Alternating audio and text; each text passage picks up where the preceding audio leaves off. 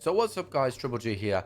In this video, I'm going to be talking about the Marathon Alpha, giving it a bit of a review in terms of it is just an alpha, and also making some suggestions how I think that this could have some staying power. Overall, I have enjoyed my time in the alpha, but I think there are some key changes that need to be made in order for this to be a real success when it goes out to the masses at release in September. So if you want to hear all about my views about the game, then stay with us. If you do enjoy this video, please consider subscribing to the channel or join me over on live stream as I stream on Twitch and YouTube. Otherwise, let's get straight into it. So I want to start off by saying that I did really have fun in the alpha. The combat and everything feels really good.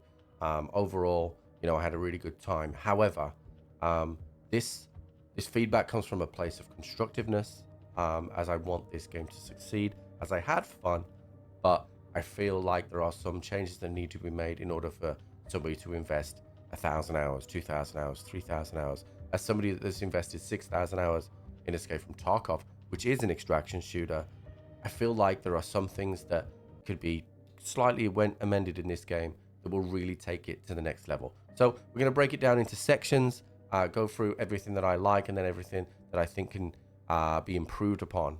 But hopefully by the end of this video, you will have enjoyed the video, obviously, and it may have given you something else to think about, and maybe Bungie something else to think about as well. All right, so first off, let's talk about the UI. I'm going to talk about factions in its own thing, so let's just focus on the loadout stuff for now. Oh, and in fact, let's talk about the runners first. So the runners, obviously, you have the UI here, and as you click through, it tells you kind of what each one does and that kind of thing. There's 4 obviously to start with. They're going to add a couple more. I'll go into some depth about why I think these need balancing in a little while, but in terms of UI, this is pretty simple. Then when we move to the loadout, again, pretty simple as well. It just tells you your abilities again down the left hand side. Now when you go to the vault, I have a few things that I would like to see some improvements on. The first thing is this is like carbon fiber effect when you're hovering over anything in the actual vault, and I think that's really off-putting. They have said that they're going to be making some changes to the UI. I think everything can be made a little bit smaller as well, so you can fit more on the screen personally. But overall, I don't mind the look, right? It's simplistic, but I don't mind the look. The biggest challenge that I have with the Vault and the AI was that I categorically got nowhere near enough room for the start of the game. You were punished for being successful. I found myself getting decent stuff out and, you know, trying to get a decent stockpile of weapons, of materials for ultimately those upgrades in the factions. But I was being forced to delete things time and time again because there are no containers, and you can't pack things into rigs and in backpacks and other things that you see in some of those other extraction shooters. So I would like to see that change. The starting vault doubled inside at least. It just didn't feel enough considering that they didn't have containers. Then the black market itself, I actually really like the sponsor kit stuff, just dragging it in. That feels really, really good. A nice quality of life thing for me would be that if you do decide to drag the sponsor kit across, that it would just pull all your stuff back into your vault for you in one go, so you don't have to go and manually change and then go back to the black market. The other thing that I found myself doing sometimes was thinking that I was in the vault screen, dragging things across to my vault and actually selling those items. So I would like to see like a warning message. Are you sure you want to sell that when you're on this screen? If it goes from your actual backpack to the black market there, I think that's something that could be added as well. So let's have a look at factions as a whole. Now factions, actually, I think the system itself is pretty self-explanatory and it's set out in a really nice way, right? So you have the obviously overall XP on the left-hand side, which you need to level up. And then you have the Pri here, which stands for primary. And then you need to do X amount of primary missions for you to then rank up. So in this case, it's 5 primary plus 6,000 XP to rank up. Now in the alpha, we can only go up to 3 ranks, but you know, that works. So then you have the contracts, of which you obviously have the primary contract or priority contract. Then you have the boosted contract, which gives you a little bit more XP. And then you have a couple of standard contracts as well.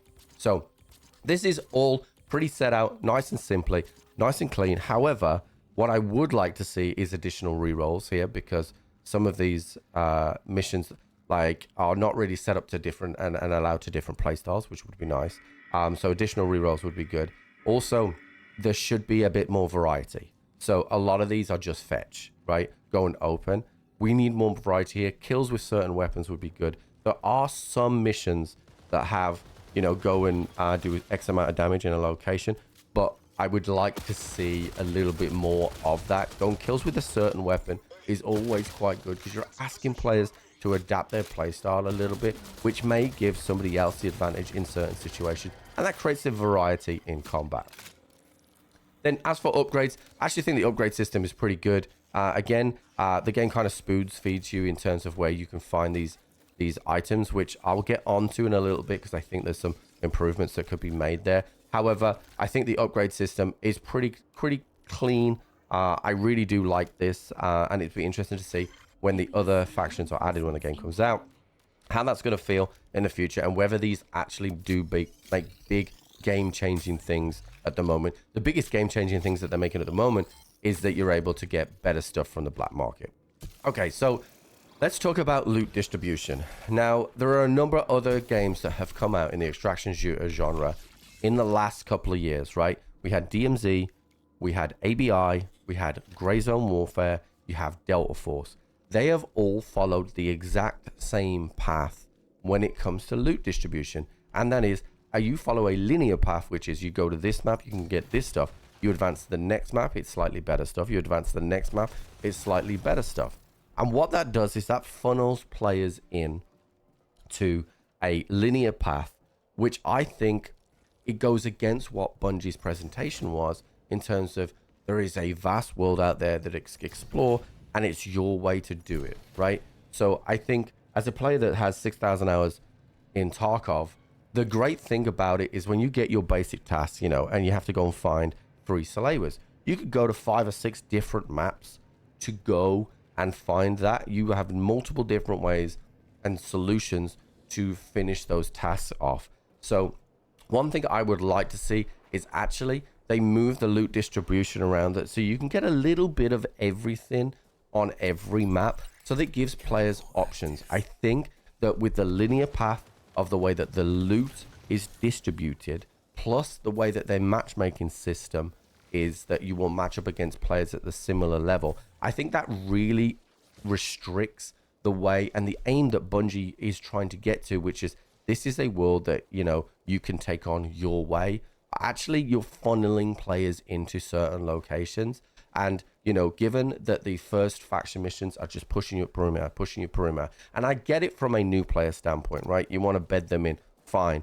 But once they get to like level 5 or level 10, whatever it is you want to put your threshold at, you need to allow players to push away and find solutions in their own way, which will reward players themselves. So I think that could be changed, because I do think that, you know, the biggest thing about extraction shooters is you don't know who you're going to come up against and what you're going to find. And right now, I know exactly what I'm going to find because the UI tells me, and I can only find it in a certain location. All right, next let's talk about the visuals. So this is a big thing, right? A lot of people are on the fence, or like it's really polarized the community about the visuals. I actually don't care about the visuals. I think the visuals look really clean. I'm a big fan of black and lime color profile as it is, so it kind of hits that mark. What I will say is the dynamic weather really doesn't do the game any favors. The second that it starts to be windy and rainy on the 2 maps that we've played in the alpha, it really diminishes those visuals, okay? When the game is like bright sunshine, the colors really pop. The performance seems to be a little bit better as well for me on my PC, Juno, for example. But I think that they really need to think about how they do the weather in this game. It really does kind of wash the game out a little bit, which I didn't really enjoy. Opposite of that, the map design is phenomenal. Is absolutely phenomenal. I have a couple of irks with Diamarsh, which we'll get into in a second, but let's start with Perimeter. Perimeter is a phenomenal map. We have 4 or 5 different POIs. I would like this to be slightly larger, but I understand that it's a beginner map. But one thing this game does phenomenally well is you have different ways to traverse through the map, both above ground and underground. And the underground tunnel system and lighting in this game is phenomenal. It genuinely is. It's absolutely fantastic. So I really think they've done a really good job of that. And in particular with Perimeter, because you have these kind of large rocky mountains in between. It's not so easy for players to traverse so quickly in order to just push gunfights.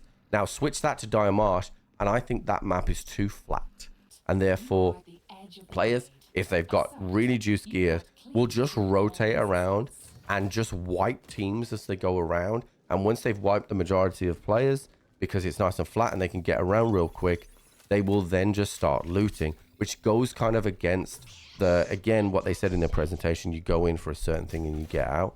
That map needs some adaptation somehow, and I don't know what it is. But again, Dire Marsh has another underground tunnel system, which is absolutely phenomenal, and I really do enjoy that. All right, so let's talk about the loot, but not the loot that you need for upgrades. Okay, let's talk about the weapons, let's talk about the shields, let's talk about everything like that. So first of all, I've found it quite difficult to get upgrades on weapons, okay? Now, and the attachment systems themselves, it seems to be a little bit buggy in the alpha about what you can drag and drop onto your weapons and stuff like that. You losing the other attachment instead of it putting into your backpack is a big no-no for me. I don't like that, right? You want to still be able to have that option to take that attachment off and put it onto another gun that could give you an advantage in a new fight, right? The loot from the supply drops and things like that, that seems pretty good. They all have that risk reward, you know, sound cues for everybody else, whether you shoot that down, whether you trigger it, whether it's a beam of light, all that seems pretty good. However, the balance of the loot really needs looking at. So this will lead me into squad versus solo gameplay in a second, but let's just talk about it. If you're a one shield guy, if you don't have a shield upgrade, and you come against anything that is a green shield or a blue shield, 9 times out of 10, if you're both shooting at each other at the same time, you're gonna die. Now there's a couple of things that kind of lead into that, which we'll now get into.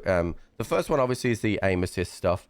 Now obviously during the time of me recording this video, the aim assist stuff is going to be taken out of the alpha, and I'd be interested to see how that affects things. But right now it feels like nobody ever misses, so it's whoever starts first and whoever has the biggest shield wins, because the bullets don't miss. So that is something that I think needs to change.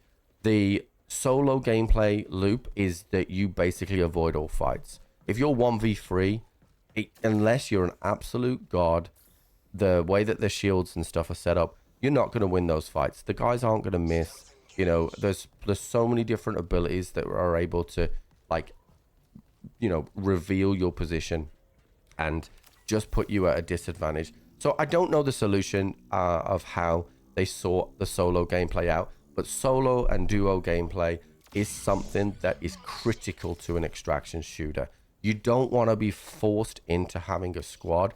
The squad fill kind of situation here, I've had a positive experience, but I've heard a lot of people say that they have not had a positive experience with fill. So that crew fill on for me has been pretty decent.